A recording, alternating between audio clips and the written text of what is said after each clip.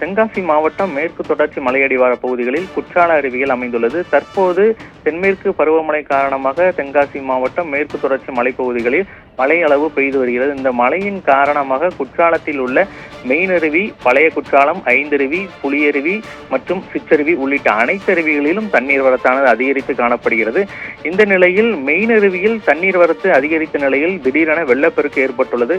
இந்த வெள்ளப்பெருக்கு காரணமாக நேற்று மாலை முதல் குற்றாலத்தில் உள்ள மெயினருவியில் குளிப்பதற்கான தடை உத்தரவு பிறப்பிக்கப்பட்டது. அங்கு மெயினருவியில் சுற்றுலா பயணிகள் குளித்துக் கொண்டிருந்த போது அபாய எச்சரிக்கையோ எழுப்பப்பட்டு அங்குள்ள சுற்றுலா பயணிகளை அப்புறப்படுத்தி காவல்துறையினர் குளிப்பதற்கான தடையை நேற்று விதிக்கப்பட்டிருந்தனர். இந்த நிலையிலும் இன்று காலையும் வெள்ளமானது குறையாத நிலையில் மெயினருவியில் இரண்டாவது நாளாக சுற்றுலா பயணிகள் குளிப்பதற்கான தடையானது நீடிக்கப்பட்டு வருகிறது.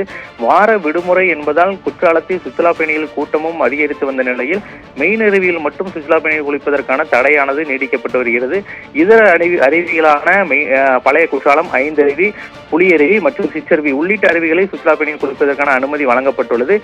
மெயின் அருவியில் மட்டும் அனுமதி வழங்கப்படாத நிலையில் மற்ற அருவிகளில் சுற்றுலா பயணிகளின் கூட்டம் அலைமோதி காணப்படுகிறது. வாரம் விடுமுறை தினம் கொண்டாடும் வகையிலும் மேலும் மாவட்டத்தில் சாரல் மழையுடன் இதமான சூழல் நிலவி வருவதன் காரணமாக குற்றால அருவிகளில் குளித்து குடும்பத்துடன் குளித்து மற்றும் புகைப்படங்களை எடுத்து சுற்றுலா பயணிகள் மகிழ்ச்சி அடைந்து வருகின்றனர் என்பது குறிப்பிடத்தக்கது. பவித்ரா, கூடுதல் விவரங்களுக்கு நன்றி சம்பத்.